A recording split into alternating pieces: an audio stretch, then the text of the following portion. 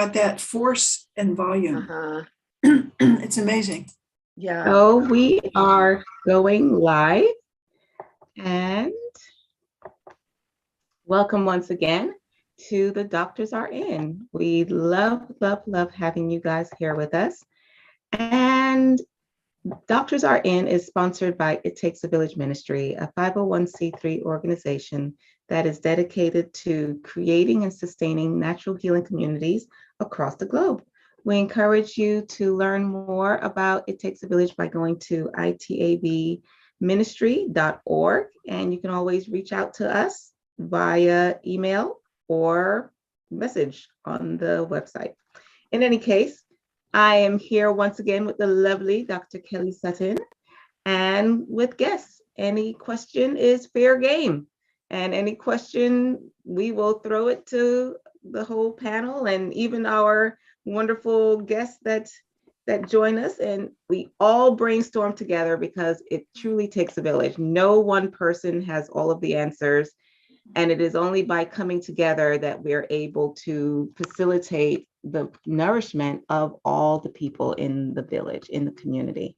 So I encourage everyone to pitch in, share whatever information, resources you may have, because you never know when there's something that you know that nobody else knows. So with that, I will open it up to any observations, any questions, anything that you would like to bring to the forefront. Anybody?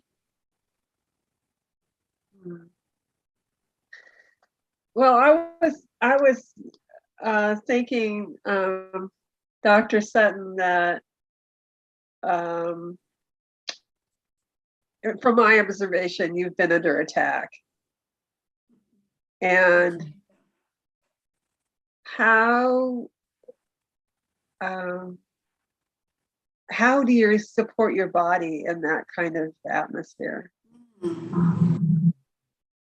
I sleep pretty well, and I don't not sleep. It's very, very rare that I will like just push, because I can't anymore at my age. But I think that keeps me going, and I eat pretty well. I don't exercise as much as I should. I pray twice a day, sometimes 3. And I've got these amazing people that are always bringing the thought or insight I need to have at the right time I need it. So I don't know if that's physical health or just, getting through things. But one thing about bad things is you meet amazing people. And I've certainly found that. Yes. Yeah. I love what you bring up, Dr. Sutton, because really and truly that reminds me of when I work with clients, I tell them that we need to work on the foundational pillars, because so many times in this particular Western paradigm, we're waiting for a crisis moment, and we don't pay heed to some of the really basic essentials that are critical. And, some of those things, like you said, are sleep, movement, paying attention to the natural rhythms, so paying attention to when the sun goes down, we should go down. When the weather changes, we need to change with the weather. When the circadian rhythms in our body shift, we need to be in alignment with those circadian rhythms. So that's rhythm, what you refer to in terms of interpersonal relationships, our relationship to God, to the divine, to the universe, however you want to define that. And those are really the foundations. It doesn't make a difference if you have quote unquote cancer, or if you're in the middle of battle, emotional, mental, spiritual warfare, which you are at this point in time. Those foundational principles never, ever, ever change. Right. They are fundamental to every aspect of someone's health and healing journey. And it's a journey, as you said, it's not something that it ends tomorrow, so you don't get good sleep tonight and say, okay, I've gotten my sleep quota, I can move on, I check that box and I can move on and do something else. It's something that you sustain it. It's a lifestyle, and our paradigm is so built towards crisis that we don't develop healthy lifestyles. Yes. I'm still- Tell me a little bit more, if you would, Dr. Gamble, about circadian rhythms. Mhm. I'm going to do some Okay. research about it, but right now I'm like, I don't even know what that word means. Circadian rhythms. Those are the wonderful rhythms. Everything in life really revolves around rhythms, around patterns. It's just a matter of whether or not we have identified those patterns. Regardless of whether or not we have identified those patterns, they exist. Yes. And when you are in harmony with those rhythms, things just work out much better for you. So some of the circadian rhythms that we have are sleep and activity. The body likes to go to sleep at a certain time. And in fact, if you don't go to sleep at those times, like those people who are shift workers, I used to work with a nurse who had to work at night. And no matter what we did, we could not balance her hormones effectively. And when she finally went along with my suggestion to change her shift working into the day, that is when her hormones came into balance. It's like, oh, magic. No, not magic. That's just nature. So you can go against the curve, like those people who are shift workers, they're really going against the grain. And those people have to put in a whole lot more support for just life in general than someone who did not have that kind of particular shift. Then you have different hormones have their rhythms. You have melatonin has its rhythm. Insulin has its rhythm. Even your estrogen, progesterone, those have their rhythms in terms of the cycles for a woman. One goes up and the other one goes down. What are some other rhythms, Dr. Sutton? They're like 50 million. I think there's a really elegant thing in traditional Chinese medicine that I don't understand. And they've got the 5 organs and they're all divided into different times of the clock when they activate. Yes. I know from anthroposophic medicine, the liver has a 3 a.m., 3 p.m. opposite thing. And if we follow that and eat in accordance with when it's ready to digest or ready to not eat, have such strong, heavy duty digestion, we'll feel better. So at 3 a.m., it's starting to crank up to get ready for consciousness, and it starts to make digestive enzymes, which peak about 9 a.m. and then start to go down again. And ideally, we put our big amounts of food early in the day. And there's an old saying, breakfast like a king, lunch like a prince, supper like a pauper, that characterizes the ideal way to eat, which is breakfast would be your biggest meal, and it has fat and protein, and our metabolism is a little bit higher and we can handle that better. And then towards supper, we want to be a little more vegetarian, and we'll sleep better if we haven't put in a big hunk of meat and fat at supper time. And then the body can do its healing and house cleaning from that other side of the 3 p.m. to 3 a.m. part of the 24-hour cycle. So it's a remarkable. And that's a really beautiful cycle to look at. That particular cycle in Oriental medicine. And even when people say I wake up at a certain time, we look and find out what time they wake up. Yeah. And that is the organ that is saying, help me, help me, help me. When we look at sleep, the reason why I tell people it's very important to go to sleep and be in bed by 10 o'clock is so that your adrenals can get what it needs to get.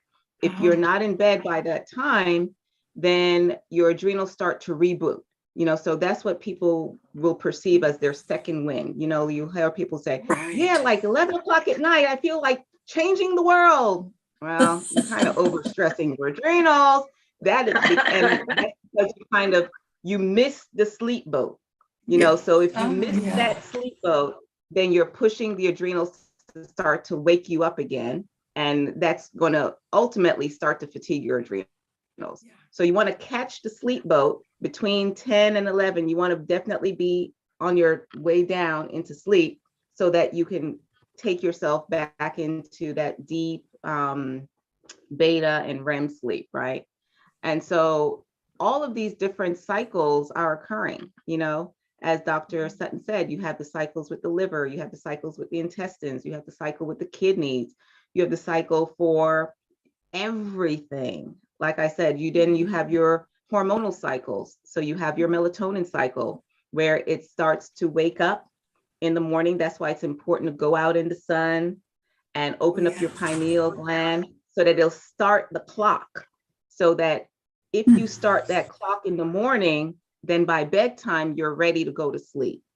So many people think that their bedtime routine starts at night, but in actuality, your bedtime routine starts in the morning because that's when you start your whole pattern. And the same thing with your foods. It's better, as Dr. Sutton said, to be eating a nice protein and fat in the morning, because if you start off with the sugar, then it starts to wreak havoc with your insulin cycles. So there's so many cycles, and that's what we call circadian rhythms, the natural cycles of the body. The more you're in harmony with the natural cycles of the body, the more at peace and balance and homeostasis occurs at that point, as opposed to you working hard. I heard somebody say once that the good thing about rhythm is that you don't have to work as hard. And it's like if you're pushing a swing, you don't have to push it every single time, because once it gets going, it'll keep itself going, and you just push it every once in a while. So the habit, that's what the habit does. If we get that regular activity, it carries us. Yeah. Oh, yeah. And that's why it's so key to establish and maintain those rhythms, and to work to create rhythms that are in harmony with nature's rhythms. Because, there's that joke of, yes, God made man and woman to be able to be all powerful. So if man says moon, rise, but guess what? If God says no, moon set, God's moon set is stronger than man's moon's rise. So the more you're in alignment with natural rhythms and not fighting against them, the easier it is to establish those patterns in your being. I love it. Maintain them. It's great. I love it. And you think of music too, especially for me, sacred music. It brings words and images to mind in a way that other things don't. Like I can memorize a scripture or something, but if it's set to music, I could just hear the hallelujah chorus coming in my head. It just comes in there, and it's rhythm. Yeah. So then the music in my body is attuned to that sacred rhythm and those sacred words. Beautiful. So that it's like the swing. I love that analogy. Yeah. It's already in motion and it's going in my blood. And then sometimes the rhythm of the swing gets scooped up and I get knocked in the head and I fall off the swing, whatever. I want to get back on that swing. Yeah. And I want to find out about it more. I appreciate your thoughts about it. But definitely, do more research on circadian rhythms. I think you'll be thrilled. I mean, and you can go in so many different directions, and especially the rhythms according to the Chinese culture, where they'll have the clock with all of the different organ systems and everything, and it's beautiful. And like I said, you can look for the circadian rhythms with all the different hormones, whether it be things like insulin, leptin, ghrelin, melatonin, all of these different things have their ebb and their flows. and the more you can be in alignment with that, everything, and gain that momentum that Dr. Sutton was talking about. So if we establish this, especially with children, we help to establish that momentum, then as they become older and life hits, they're able to keep the momentum. And it reminds me of in music, you have the little balls that go tick, tick, tick, tick, tick. Oh, the metronome thing. Yeah, there you go. Metronome, yeah. And then they even have the ones with the little balls where they'll knock the rest of the balls. Yes. Yes. So the same concept, that rhythm is so essential to everything in life. And when we are out of rhythm, that's when that discord happens. It's just like in music, when it's like, ooh, you can feel that note. And that's what happens in your body. It's like, oh God, what is that? Oh, she's going to sleep at 12 o'clock. Oh God, I need to go to bed at 9.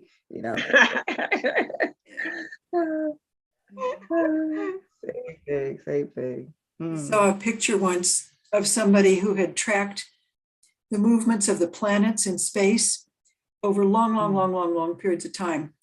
And it made like flowers. It was just so beautiful. And it's this rhythmic movement that respects where the others are. They didn't crash and it wasn't erratic. And it was flowers in space. It was beautiful. And each planet had its own unique way of doing the ellipses that changed just a little bit from every time cycle that it did its thing. It was pretty remarkable. But I think on Earth is where we have light and dark. I don't know that the other planets have that because it's only because we turn that we've got light and dark. So we've really got to make peace with bedtime and waking up time and that alternating consciousness. Because if we don't, then we're kind of out of sync with Earth in general, because it's just a given here to have light and dark. And I think that is what has happened in our society where, like New York, quote unquote, the city that never sleeps. And now that's everywhere, and now we have things like YouTube and Hulu and whatever it is that's 24/7. 40, 50 years ago, TV went off at a certain time. All the stations were kaput. You went to bed, even though you had electricity, everything shut down at a certain time. I think that was one of the beautiful things with regards to, quote unquote, the COVID response. The only good thing that they got right, which was that they shut down businesses at a certain time. Even Walmart started closing, I think, at 9 o'clock, right? Yeah. And that allowed people to actually have the opportunity, whether or not they took it is something else, but they had the opportunity to reestablish those natural rhythms, and actually get sleep, but then they started stressing them out with other things, but that's another story. So it's phenomenal, the amount of recuperation and recharging and renewal that you can get by simply sleeping at the times that we're supposed to sleep. Sleeping between the hours of 8 a.m. and 8 p.m. is not the same as sleeping 8 p.m. to 8 a.m. Very big difference. Even though it's the same duration of time, it is not in alignment with the rhythms that Dr. Sutton was saying. So at night, that's when your digestive system wants to shut down, your adrenals want to slow down, your liver wants to do its reset. And they can't do those things if you are awake. It's like the cleaning crew can't clean out the office building if all the workers are still there. It's true. Yeah, that's cool. Perfect. Yeah. So awesome. And then you have the annual cycles. So one of the things that I've been sharing with you guys is the cycle of going from season to season. So you have your equinoxes. We just had our spring equinox, and then you have your solstices. So you have your spring equinox, March 21st. You have your summer solstice, June 21st. You have your autumn equinox, September 21st, and you have your winter solstice, December 21st. And those are moments in time when the earth actually stands still so that it can shift. And that's when you see the changing from one season to the next.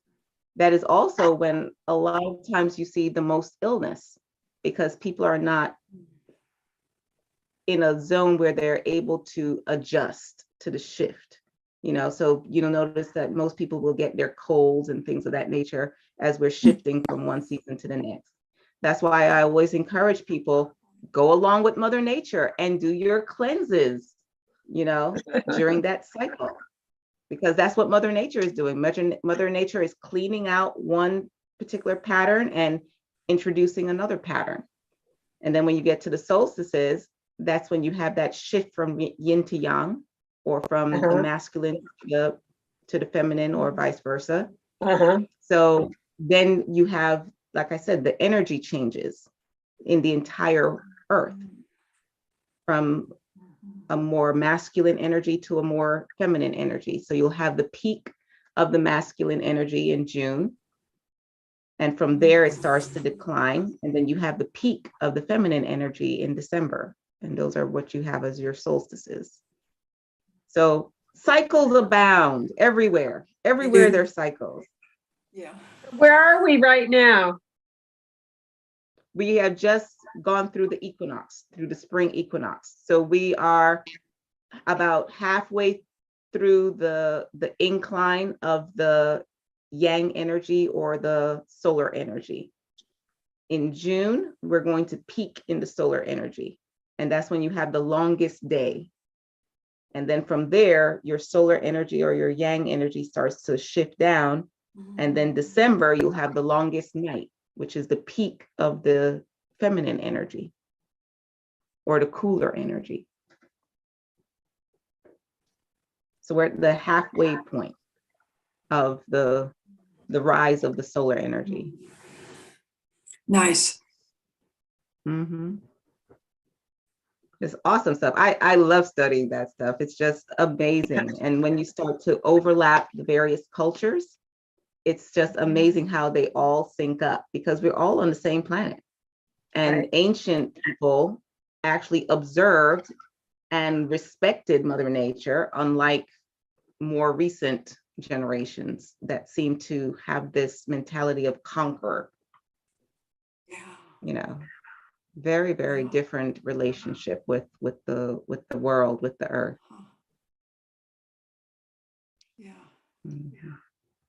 And I think that sets up the same kind of warlike energy within our body, where we're constantly at war.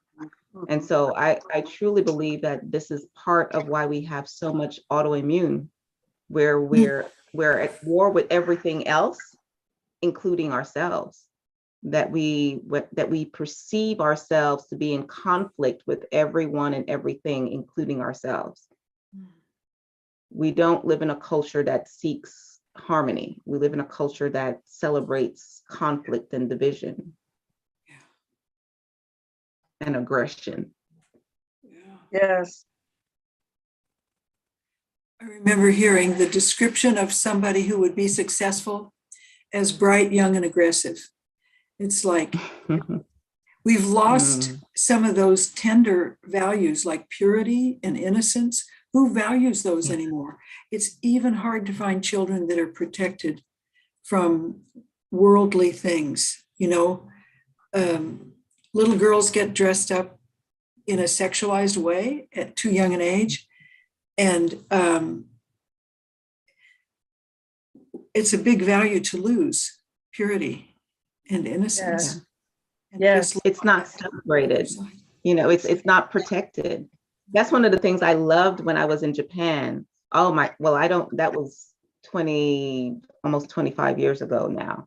But when I was there in Japan at that time, there was a celebration of youth, of purity, of innocence. There was a protection, all of the cartoons are very cartoony, and cutesy. All of the little stickers, all of the, you go to Hakuyen shop, otherwise known here as like the Dollar Tree, and everything is cutesy, there's that protection of childhood. They still have Children's Day.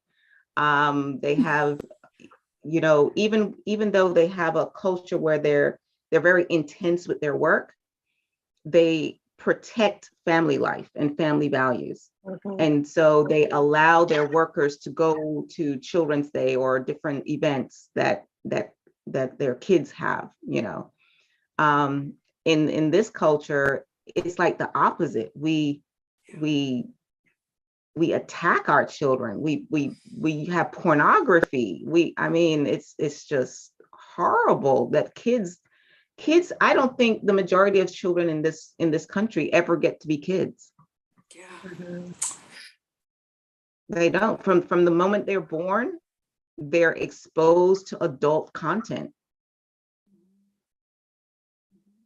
Yeah. It's very sad. Very, very sad. In Japan, would they close? What were you saying? In Japan, what was everything open 24/7?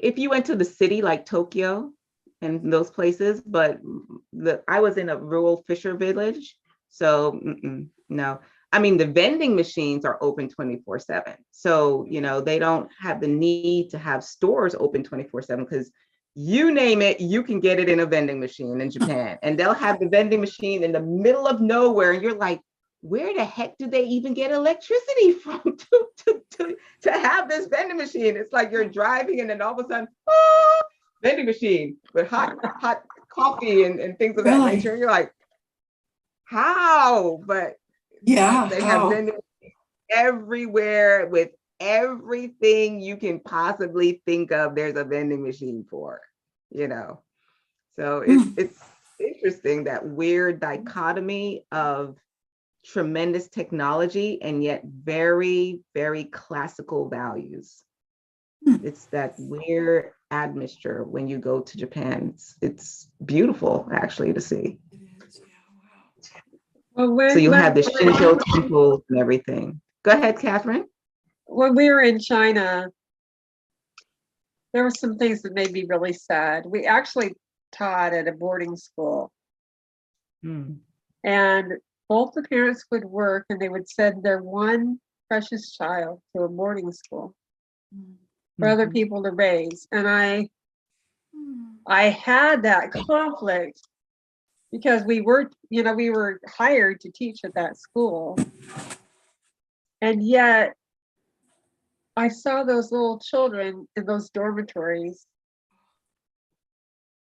And it rent my heart because I know that their parents were working so hard to provide for them.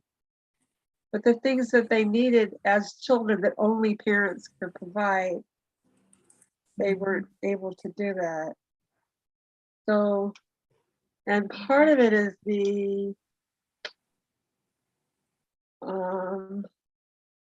government mandates that they've turned over a lot of their. I would hope that those values that you were talking about, protecting children, would be there. But from what I observed, somewhat it's there still.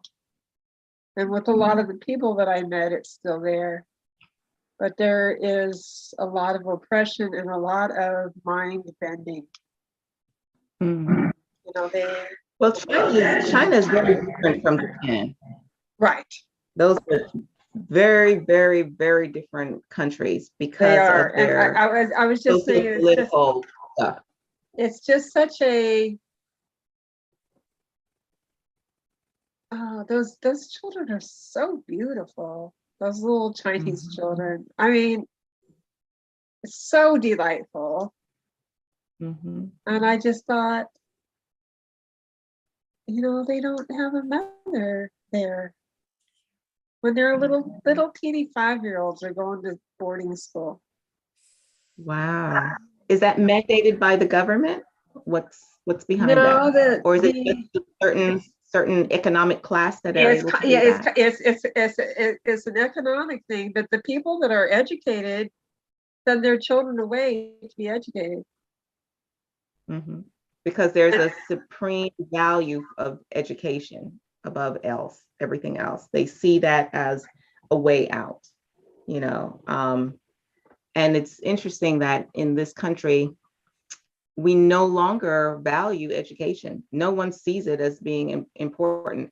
But I mean, to be quite fair and honest, you know, because I've been a teacher in these systems. Um, I don't really value the systems anymore because I see them as corrupt. Well, no, let me backtrack. The systems are actually perfectly in how they're designed. When we go back and think about the history of education in this country, education was never designed to actually create thinkers. Education in this country was not education. Education in this country has always been about indoctrination and creating a Yes, working class that can yes, perform their duty to whatever the industry that they're working for.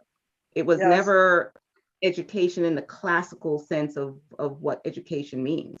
right. So when people complain about the education system in this country, I'm like, you get what you bought into. This, it's doing exactly what it was designed to do.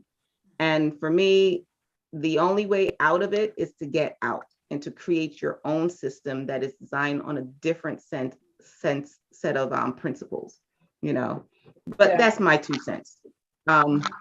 So in terms of other countries, there's an extreme value, especially developed nations, especially in Africa and the Caribbean, and other developing nations, in China, in all of Asia, extreme value for education that I do not see present in this country.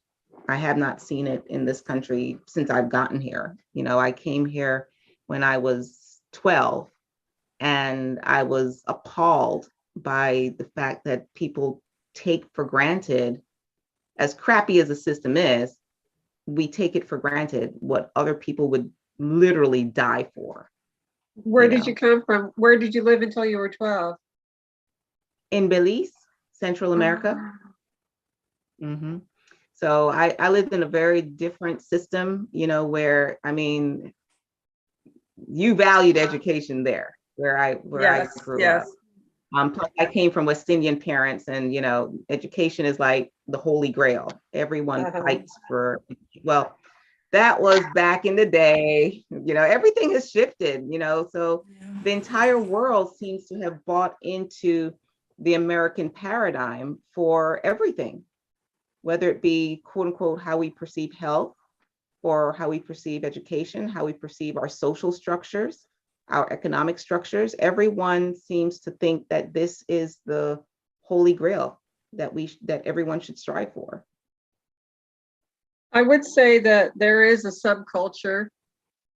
Um, I have a daughter and a son that homeschool their children Mhm. that um, have thought a lot about just what you're saying. Mhm. And they have a community, especially our daughter that lives in Virginia, they have a community that they gather together once a week, and then they study at home. Mhm. And they are, you know, they're producing a Shakespeare play and stuff in their community Yay. school. Um, and it's amazing how those children and those families think. Mhm. They really think. Mhm. They really do Yeah. think.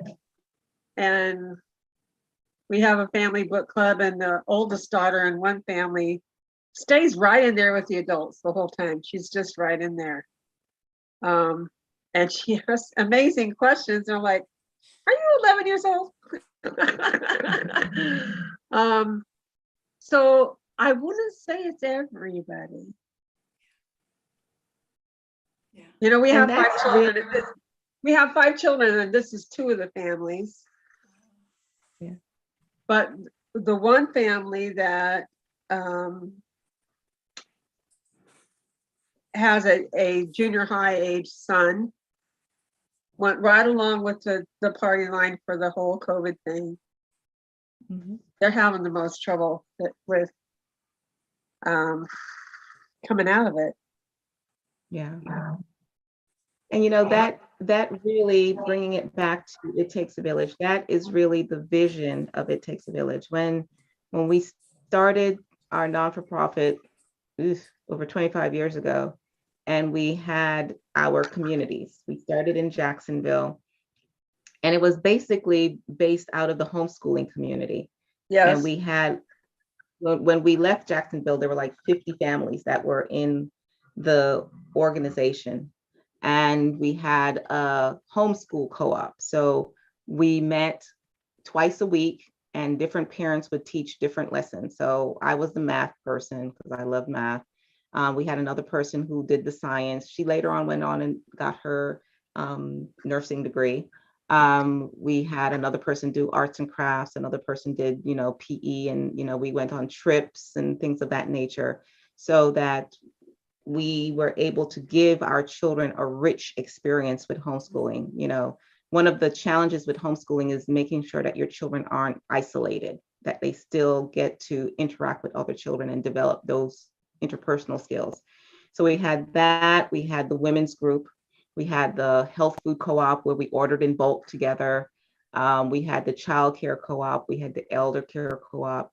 And that is really what I believe we need to focus on. People are still looping in this whole COVID thing. And what I'm working on trying to figure out is how to get people to start to focus on building, because it's not over.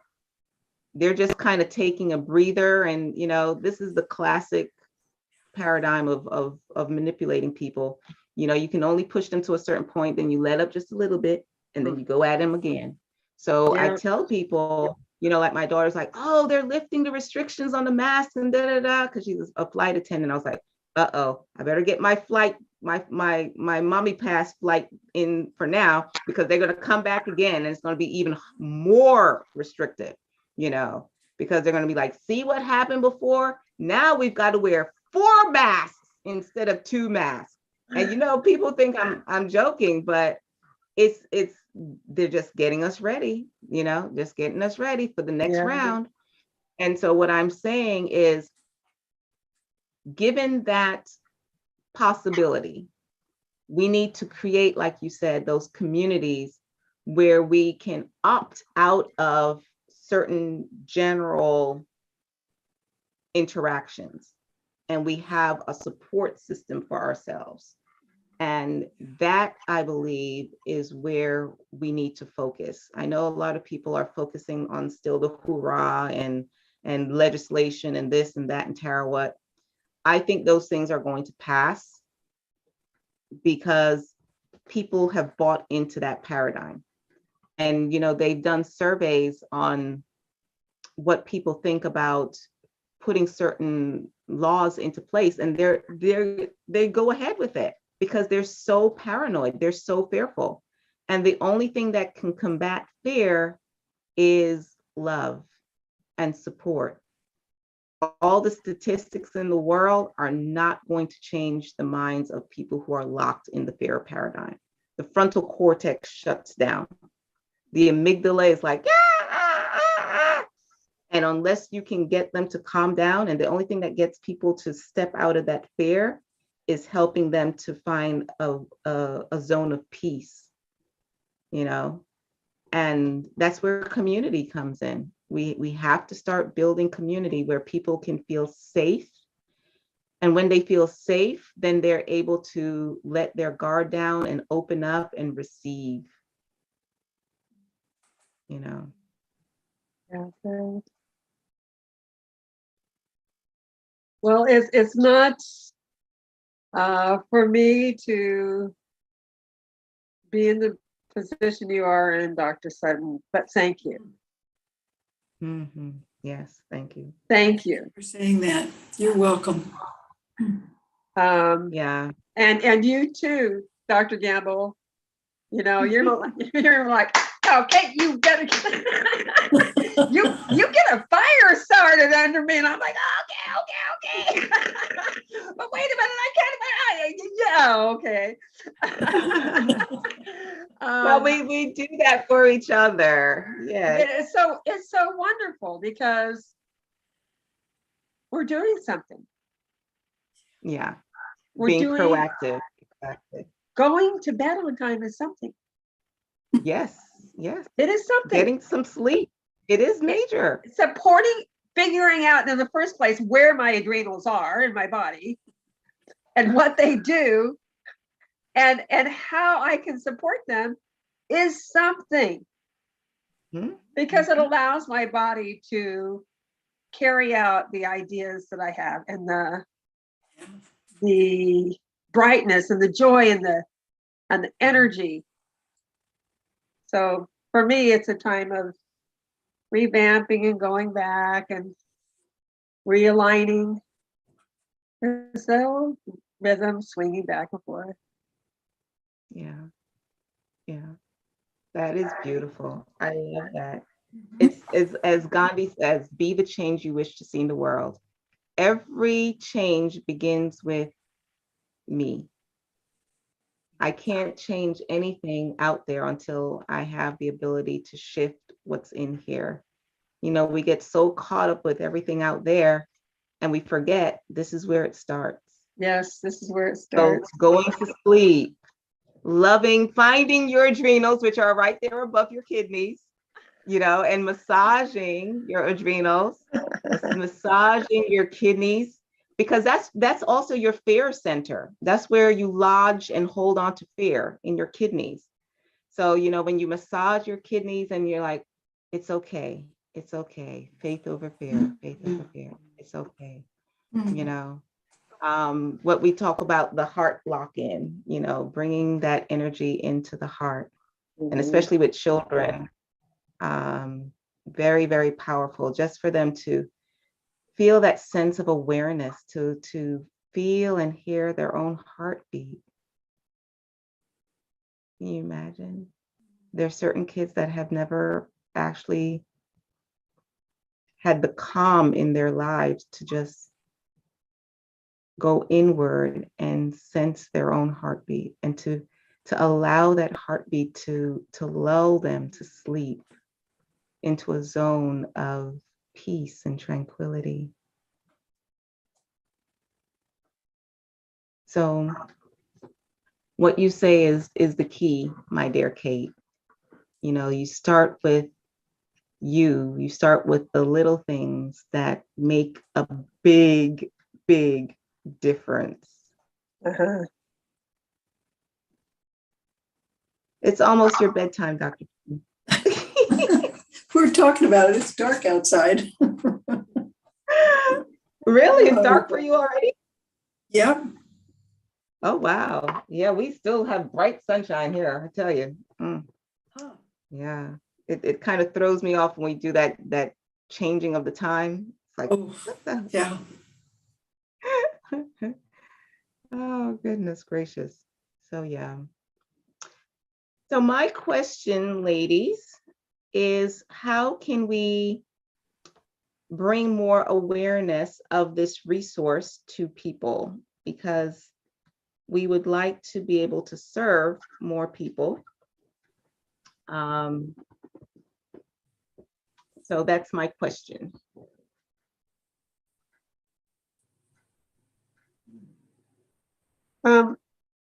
Those people that you used to do your like your education co-op and stuff like that, are any of those people interested in coming? Oh, that was over 25 years ago. I have lost contact with the majority of them. Oh yeah. Yeah, that was Sometimes I way like back in the day before the internet and all these wonderful things. I just a few, like about a year ago, I contacted again my childhood friend from when I was like in the second grade until we graduated from high school. She was my best friend. Wow. And she's coming with her husband at the end of April to our house for a week with another friend that I had then, and her husband. So it's going to be the three couples together. So sometimes we can reach back into our past and rekindle those things, That would those be relationships. awesome. Yeah. I don't have that particular luxury. I never kept in touch with any of my schoolmates. I mean, I went to school, elementary school was in another country. Uh-huh. And then high school, I went to boarding school. Uh-huh. So it's funny when you were talking about boarding school. But I never really kept in contact with the majority of those people. And the ones that I have kind of seen on Facebook and things of that nature, their paradigms are not in alignment with where I find myself today. I don't know if you, Dr. Sutton, when you went to medical school,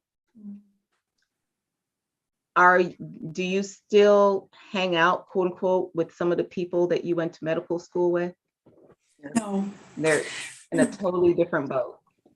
And yet my brothers have done what you have done, Catherine, in terms of just, they live in the same city. One of them is a block away from where we grew up, and they've got friends and friends of friends and wives and friends and kids, and they are just in the same sort of community pattern as when we grew up, and they really value it.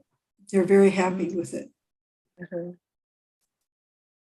Have you been able to maintain those associations through the craziness of COVID?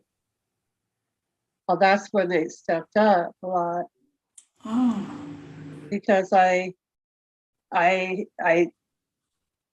was centering more because there wasn't as much outward movement possible. I centered, and we started our weekly family book club, and I was able to be in touch with some of these people that I knew way back 40 years ago, found them through the mutual friends that had found them on Facebook or whatever. And I don't really care for Facebook. I'm trying to do it, but in that instance, it served me well to be able to contact some of these people. Well, I talk about this all the time to people. And what I really want to do is say, hey, listen, it's Thursday night. This is the time you can go, and I'll just send the link over to them. My sister in Idaho in particular, I think would be happy to discuss these things. She's the one I'm forming the nonprofit with, that we're going to do really off the grid preparedness, taking care of our needs without, maybe sounds kind of funny, but without the government or any other kind of mint. Yeah. I'm with you. As much as possible. Now I'm trying to figure out how to do the solar thing, because what I found out is a lot of these companies that advertise, turn your house solar, they require that you still log into the grid. Yep. So if you want to be off the grid, you have to go in another direction. You can't go with these companies that are advertising, because they are on the grid people. But I'm very much trying to figure out how to get as much off the grid as possible and being self-sustaining.